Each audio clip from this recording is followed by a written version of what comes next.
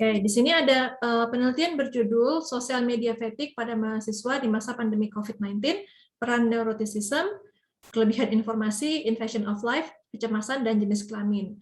Artikel ini ditulis oleh 4 orang penulis, Wahyu Raharjo, Nurul Komariah, Indah Mulyani, dan Inge Andriani dari Fakultas Psikologi Universitas Gunadarma Depok.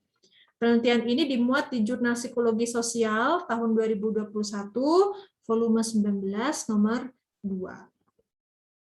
Nah, kita langsung saja pada bagian-bagian yang sudah saya beri tanda warna dan keterangannya apa. Setelah identitas, kalian akan membaca abstrak. Ini di setiap artikel penelitian pasti ada abstrak.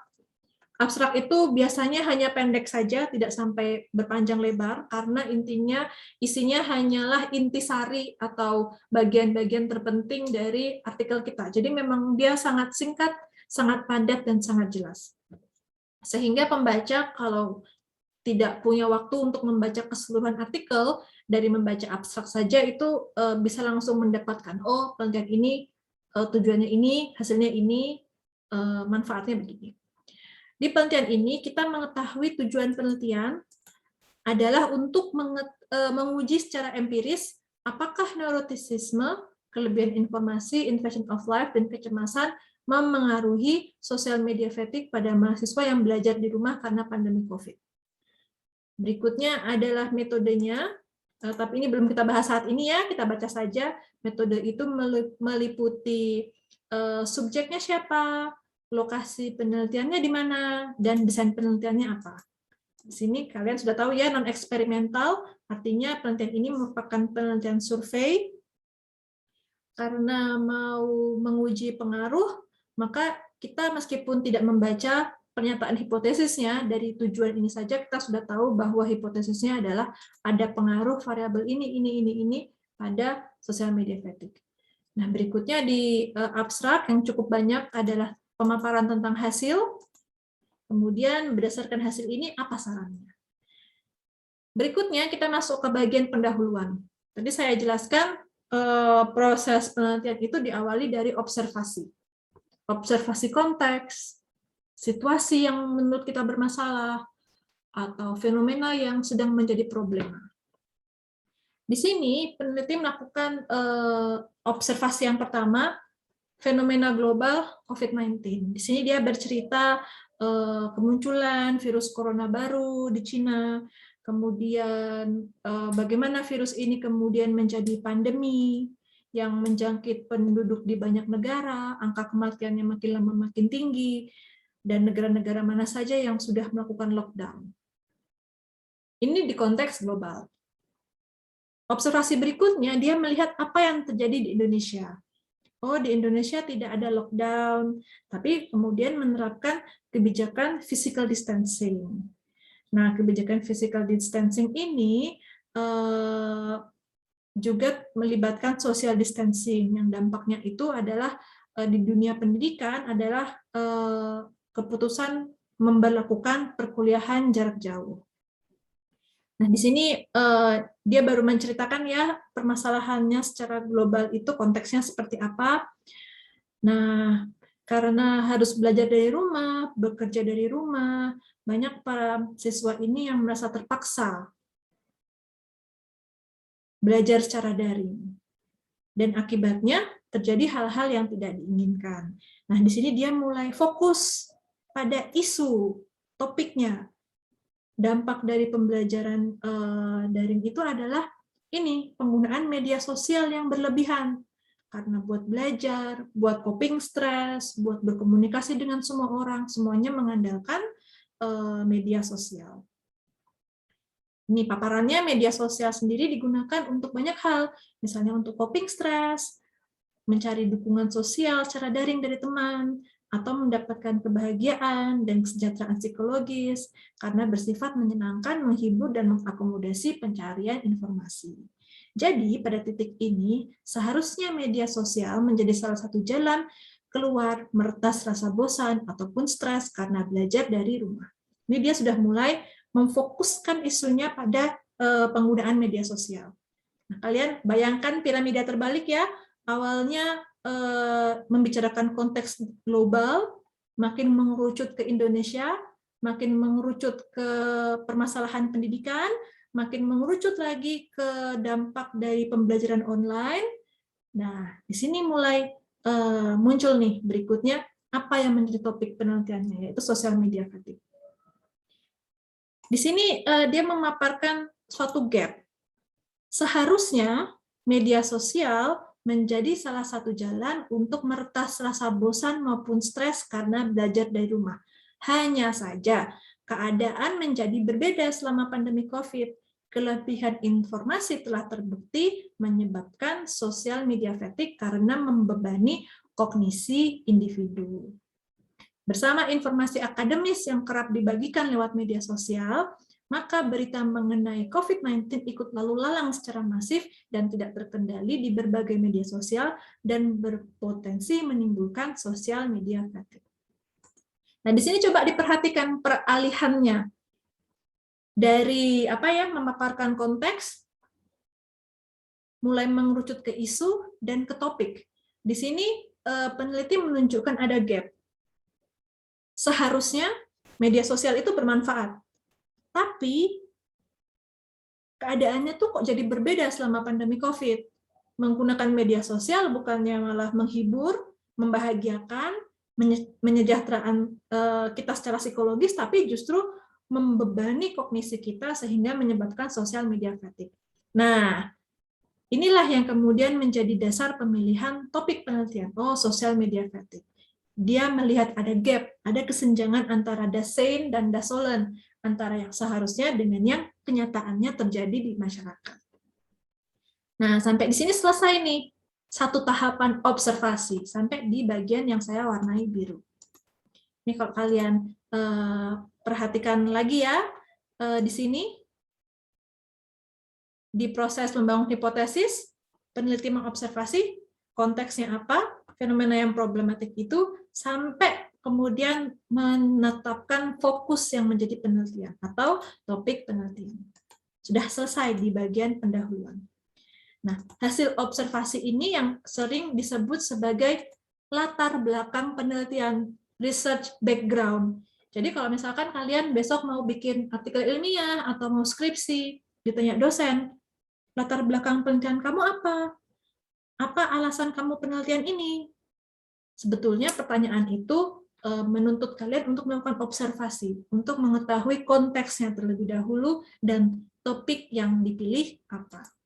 Jadi nama lain dari proses observasi itu adalah mencari tahu latar belakang dilakukan penelitian. Jadi latar belakang penelitian itu ibaratnya apa ya? Alasan. Kenapa? Mengapa kita penelitian tentang ini? Ini tahap 1, observasi. Sekarang kita masuk tahap 2. Setelah observasi, kita sudah tahu topik penelitian kita melakukan studi literatur. Peneliti ini melakukan beberapa kali studi literatur. Mungkin dalam penelitian ini agak kompleks ya bagi kalian, tapi kalian ambil prinsipnya saja. Penelitian ini kompleks karena dia melibatkan banyak variabel, tapi bagi kalian yang S1 yang cukup 2 variabel, dari contoh ini saya harap kalian bisa mengambil prinsip-prinsipnya saja. Jadi proses berpikirnya, proses bekerjanya. Jadi peneliti ini melakukan studi literatur. Yang pertama adalah untuk memahami konsep dari sosial media fatigue itu dulu seperti apa. Jadi studi literatur yang pertama ini menjawab pertanyaan yang pertama, apa definisi sosial media fatigue? Yang kedua, apa ciri-ciri terjadinya sosial media fatigue pada seseorang? Ini dipaparkan di paragraf yang saya tandai warna kuning ini. Dari membaca Bright, membaca Xiao, dan lain sebagainya, dia mendapatkan definisi. Sosial media fatigue adalah perasaan subjektif pengguna media sosial yang merasa lelah, jengkel, marah, kecewa, kehilangan minat, atau berkurangnya motivasi berkaitan dengan interaksi di berbagai aspek penggunaan media sosial, karena banyaknya konten yang ditemui dalam media sosial. Nah, jadi dia dapatkan definisinya. Ini hasil studi literatur yang pertama, untuk memahami apa definisi dari variabel utama kita, yaitu social media fatigue. Variabel utama itu adalah variabel yang menjadi topik penelitian. Berikutnya, peneliti ini melakukan studi berikutnya. Dia pengen tahu apa konsekuensi atau dampak dari social media fatigue. Di paragraf berikutnya ada jawaban apa saja dampak social media fatigue. Ciri-cirinya biasanya ya ada kata menyebabkan, mengakibatkan, menjadikan, menghasilkan. Jadi kalau kalian membaca literatur, kata-kata yang itu menunjukkan, oh ini sudah membahas tentang konsekuensi itu, ya ada kata-kata seperti ini. Social media fatigue menyebabkan individu kehilangan konsentrasi dan fokus terhadap apa yang harus dipelajari. Hal ini memicu konsekuensi negatif lainnya, yaitu penurunan performa belajar. Jadi kata kunci konsekuensi itu menyebabkan, memicu, mengakibatkan, menjadikan, dan seterusnya. Nah, dari konsep ini, dia menyimpulkan, artinya mahasiswa yang belajar di rumah selama wabah COVID-19 diduga tidak mampu menampilkan kinerja yang maksimal dan mengalami penurunan prestasi. Temuan sebelumnya telah menegaskan sumbangan sosial media fatigue terhadap penurunan prestasi akademik pada mahasiswa. Beberapa hal lain yang menjadi konsekuensi sosial media fatigue adalah kondisi emosi yang fluktuatif dan tidak stabil, kegagalan pencapaian well-being, termasuk menghentikan kegiatan yang menggunakan internet. Ini studi literatur tentang konsekuensi. Berikutnya, penulis ini melakukan studi literatur berikutnya tentang anteseden. Apa saja faktor-faktor yang mempengaruhi terjadinya sosial media fatigue. Bridging ya, atau kalimat yang menjembatani untuk masuk pada pembahasan mengenai faktor, ada beberapa hal yang ditengarai mempengaruhi sosial media fatigue. Jadi bicaranya masih dalam menggunakan kata ditengarai, diduga, diperkirakan, diyakini, belum dibuktikan. Pembuktiannya lewat penelitian, tapi berdasarkan studi literatur, kita bisa menengarai faktor-faktor apa yang berpotensi nih mempengaruhi variabel utama kita. Dia melakukan studi literatur berikutnya tentang faktor pertama, kepribadian neuroticism. Pertama adalah neuroticism, yakni trait kepribadian yang mencerminkan kecenderungan individu untuk mengalami keterpurukan emosi, ketegangan saraf, dan stres. Neuroticisme menurunkan kestabilan emosi, padahal kestabilan emosi penting dalam membantu individu menghadapi tekanan. Neuroticism dapat meningkatkan persepsi teknostresor pada individu, bahwa penggunaan teknologi pada suatu titik dapat dipersepsikan sebagai ancaman. Orang yang neurotik cenderung merasa tidak aman, dan ketika keterlibatannya dalam media sosial terlalu tinggi, dirinya merasa kehilangan anonimitas dan mengganggu privasi darinya. Ketika keadaan menyebabkan dirinya tidak mampu mengendalikan media sosial karena berbagai persoalan kontekstual, maka kecemasan akan meningkat tajam. Nah, ini studi dia berikutnya mengenai faktor neuroticism. Jadi dia mengetahui, oh faktor pertama neuroticism. Berikutnya dia mendapatkan, ada faktor berikutnya. Faktor kedua, kelebihan informasi. Variabel lain yang diduga memengaruhi sosial media fatigue adalah kelebihan informasi. Kelebihan informasi adalah situasi ketika individu disajikan sejumlah besar informasi di media sosial yang melebihi kapasitas yang dapat mereka proses. Kelebihan informasi yang ditemui di media sosial mempersulit individu memproses informasi sehingga mengakibatkan dirinya mengalami sosial media fatigue. Semakin intens informasi yang dipersepsikan menjadi sumber stres, maka akan semakin sulit individu mengendalikan beban psikisnya sehingga mengalami sosial media fatigue.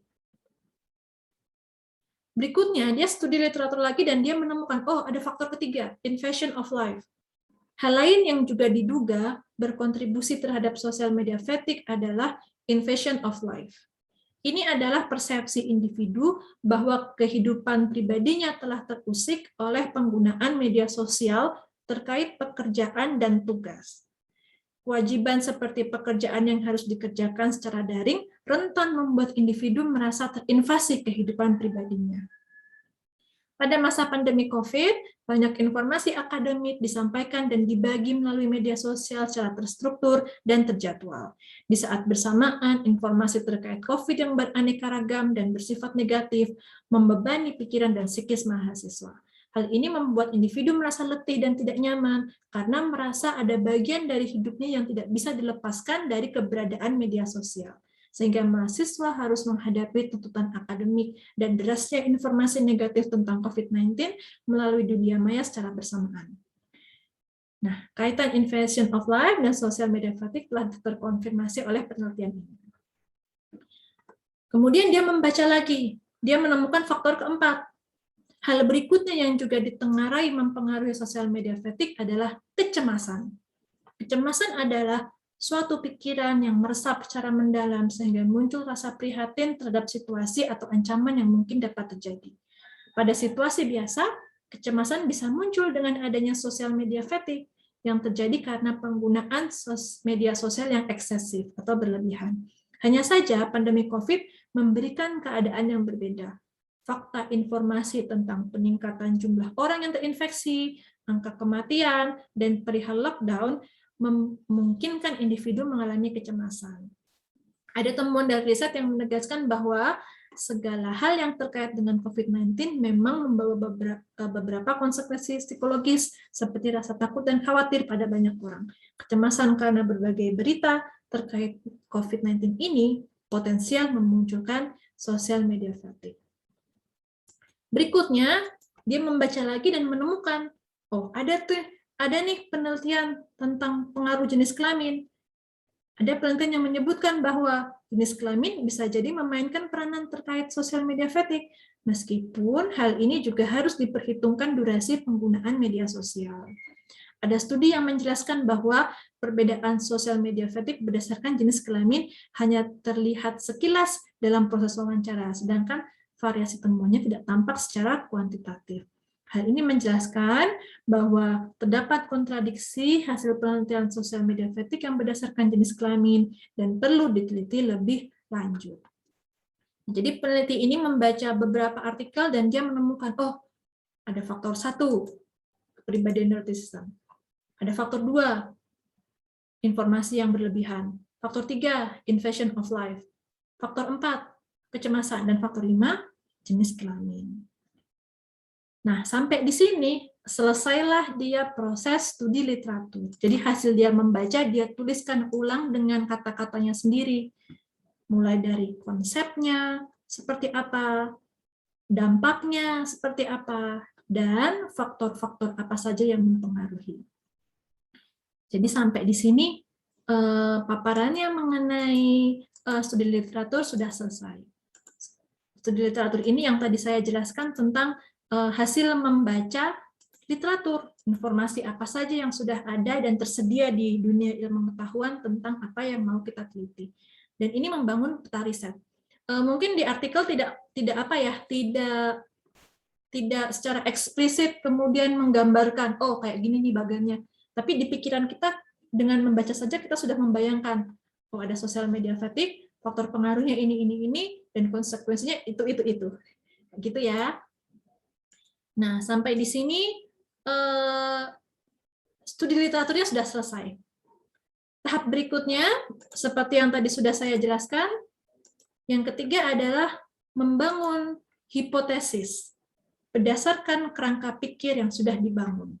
Nah, kita coba perhatikan, seperti apa hipotesisnya. Ini.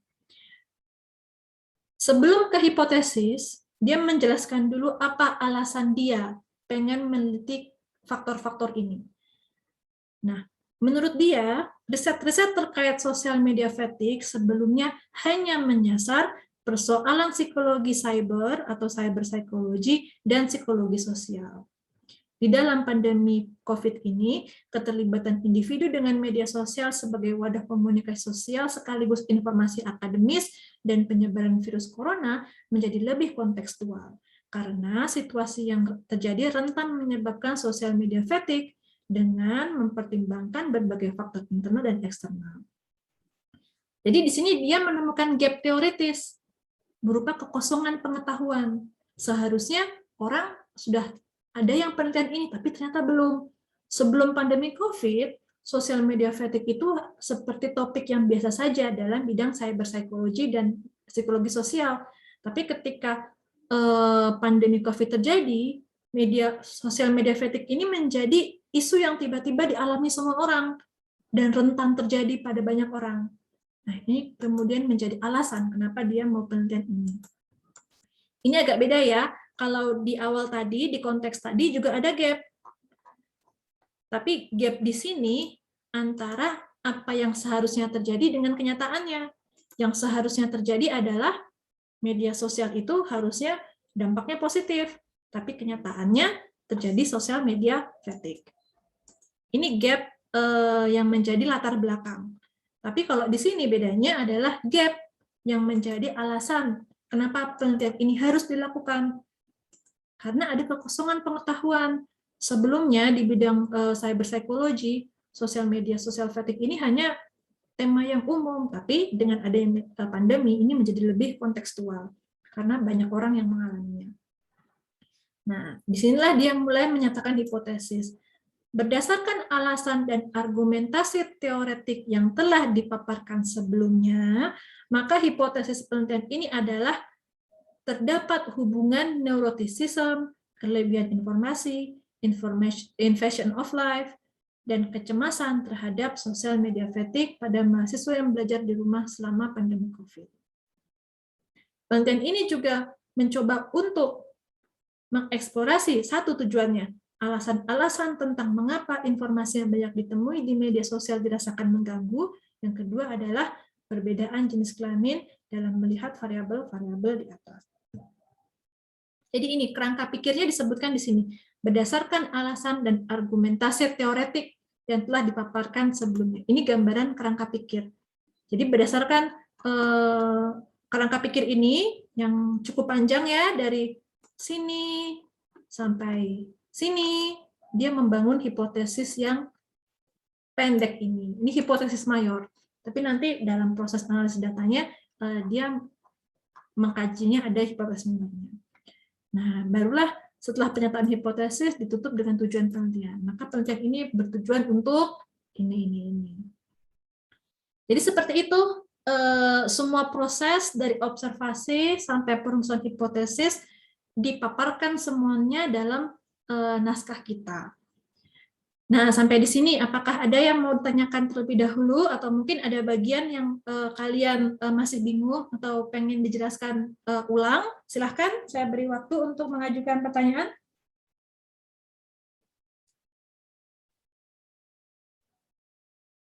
Halo, ada nggak?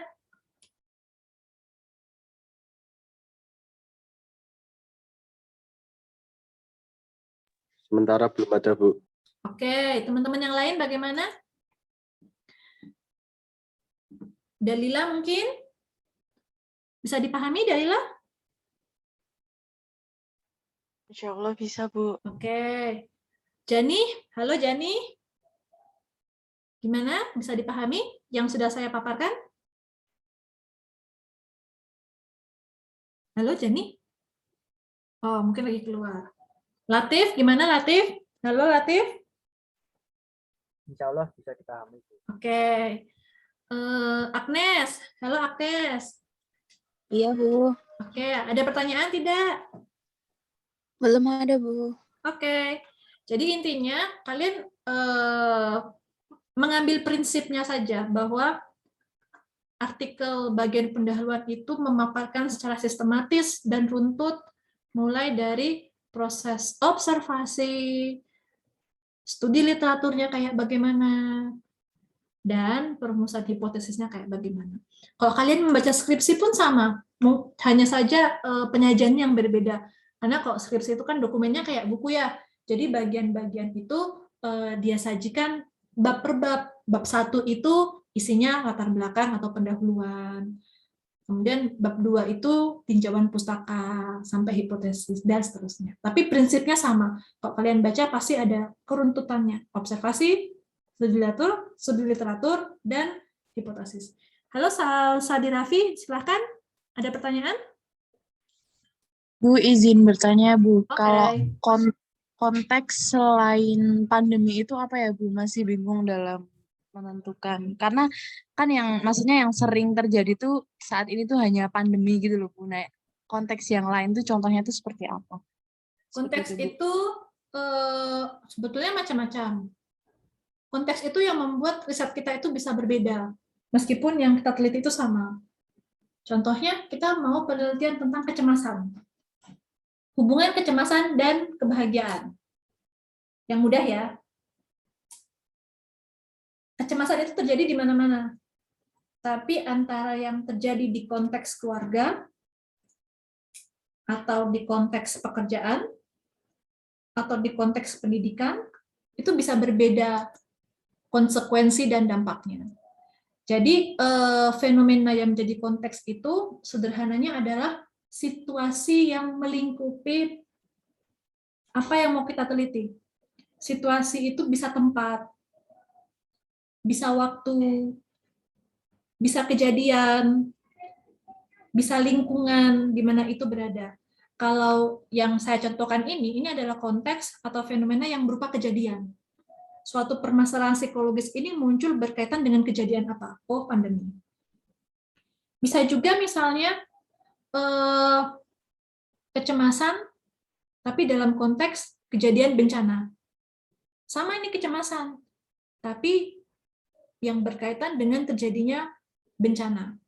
Atau bisa juga kecemasan, tapi terjadi dalam konteks keluarga. Misalnya pada anak yang orang tuanya baru saja bercerai.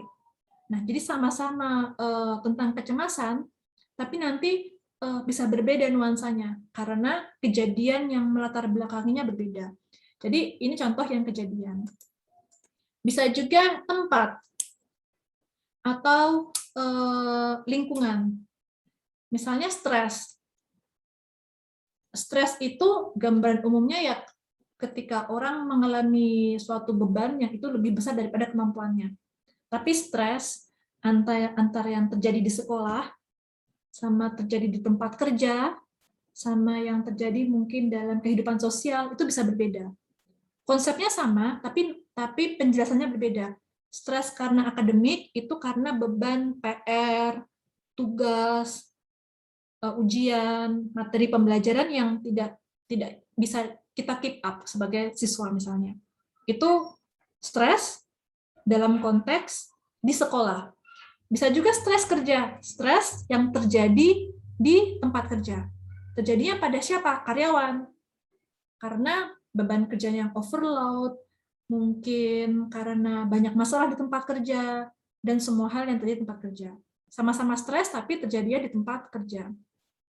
Atau di keluarga, stres dalam keluarga, mungkin antara pasangan suami istri, pertengkaran, agresivitas mungkin, bisa karena kekerasan, dan itu membuat stres. Bisa juga di kehidupan sosial, stres di konteks kehidupan sosial dalam pergaulan sehari-hari. Bisa jadi karena malu, karena kurang keterampilan sosial, karena kurang kecerdasan emosi, dan seterusnya. Jadi, suatu variabel utama yang sama, itu bisa kejadiannya itu berbeda-beda di berbagai situasi. Jadi itu contoh konteks yang bentuknya lingkungan, tempat atau setting. Bisa juga itu berupa waktu. Kapan itu terjadi? Misalkan sama-sama tentang stres pada seorang karyawan, antara ketika dia masih menjadi karyawan baru, sama ketika dia sudah punya jabatan eksekutif. Itu sama-sama stres, tapi penjelasannya berbeda.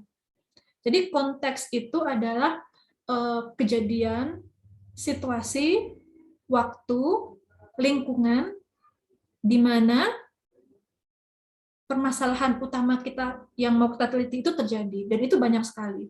Misalnya saja, ini social media fatigue.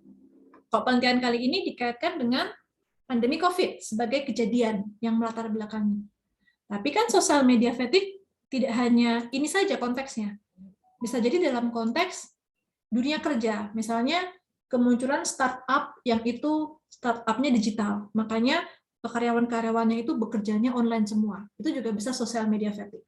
Atau konteksnya dalam konteks subjek tertentu, orang-orang yang bekerja sebagai Instagram celebrities, selebgram, yang dia kerjanya dari pagi sampai malam membuat konten, harus mengikuti apa yang sedang booming agar dia bisa buat konten, atau YouTuber. Nah, dia juga bisa mengalami social media fatigue, tapi konteksnya beda dalam konteks pekerjaan. Bisa juga social media fatigue itu terkait dengan gaya hidup. Zaman sekarang banyak orang di kota dan di desa sudah pakai media sosial, itu bisa dipakai untuk main game, untuk baca berita, untuk komunikasi. Maka dalam konteks itulah social media fatigue bisa terjadi. Nah, coba bandingkan permasalahan yang sama tapi konteksnya bisa berbeda.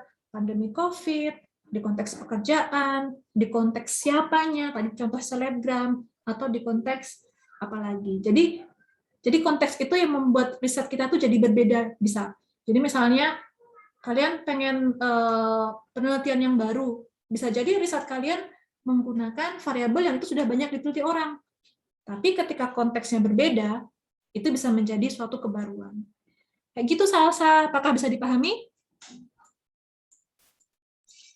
Baik, Bu, sudah paham. Terima kasih. Oke, jadi intinya adalah konteks itu apa yang melatar belakangi kita melakukan penelitian. Bisa itu kejadian, atau permasalahan yang terjadi di setting, atau situasi, atau tempat tertentu, atau permasalahan yang menimpa orang-orang tertentu di waktu tertentu, sehingga ini menjadi permasalahan yang menarik untuk diteliti.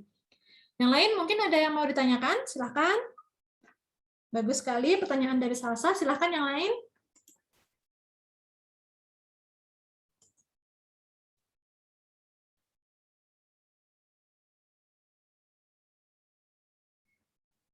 Halo? Udah nggak ada nih? Kok Dian Kartika Sari, mungkin ada pertanyaan, Dian? Insya Allah belum, Bu. Oke. Nah, coba dari sini kalian cermati proposal kalian kemarin. Sudah betul belum pemaparan konteksnya? Kalian sudah melakukan observasi atau belum?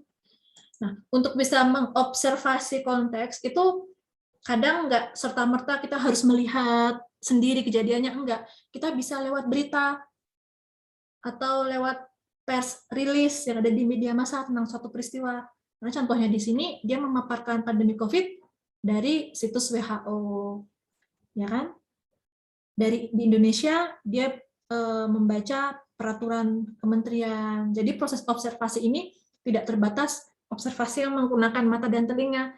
Kita metodenya bisa macam-macam. Bisa kita baca apa yang ada di media sosial, bisa dari hasil survei, apa yang jadi berita, apa yang kita tonton, kemudian bisa jadi hasil kita melakukan survei kita sendiri. Jadi kita bisa jadi sebelum penelitian itu kita tanya dulu ke beberapa orang, betul nggak kamu mengalami ini, fenomena ini kamu alami nggak, kayak gitu. Itu juga bisa. Itu istilahnya namanya kalau kita melakukan observasi yang kita lakukan sendiri, itu namanya preliminary study atau studi pendahuluan. Jadi sebelum kita melakukan penelitian kita sendiri, kita melakukan studi pendahuluan untuk membangun latar belakang kita. Misalnya saja mungkin salah satu dari kalian tertarik dengan social media fatigue, kalian bisa survei ke teman-teman, selama pandemi kemarin apakah kalian merasa lelah atau bosan dengan media sosial atau merasa stres karena media sosial? Nanti dari teman sekelas berapa banyak yang mengalami hal yang sama? Dan kemudian hasil survei kalian itu kalian paparkan di bagian pendahuluan, nah itu juga boleh. Jadi ada banyak caranya untuk melakukan studi pendahuluan. Ada pertanyaan lagi teman-teman? Nggak ada? Kalau nggak ada, saya harap kalian sudah jelas. Silahkan diambil prinsipnya. Jadi ketika membaca literatur, pasti kalian menemukan, ada observasi, ada studi literatur, sama pasti ada hipotesisnya untuk studi kuantitatif. Nah, untuk membuktikan kalau kalian sudah paham, di Moka sudah saya siapkan tugas untuk kalian kerjakan. Ini saya bahas sebentar ya. Ini waktunya tinggal 1 menit, tapi nggak apa-apa. Saya sudah mempersiapkan satu artikel buat kalian. Tugas kalian adalah baca, tandai dengan stabilo, dan jawab beberapa pertanyaan. Ini silahkan cek mukanya ya. Ini Zoom saya sudah hampir habis di detik-detik terakhir. Saya pikir ini saja untuk materi kita minggu ini. Semoga bisa membantu proses kalian memahami penelitian kuantitatif lebih baik lagi. Terima kasih yang sudah hadir di kuliah pagi hari ini. Jangan lupa presensi. Wassalamualaikum warahmatullahi wabarakatuh.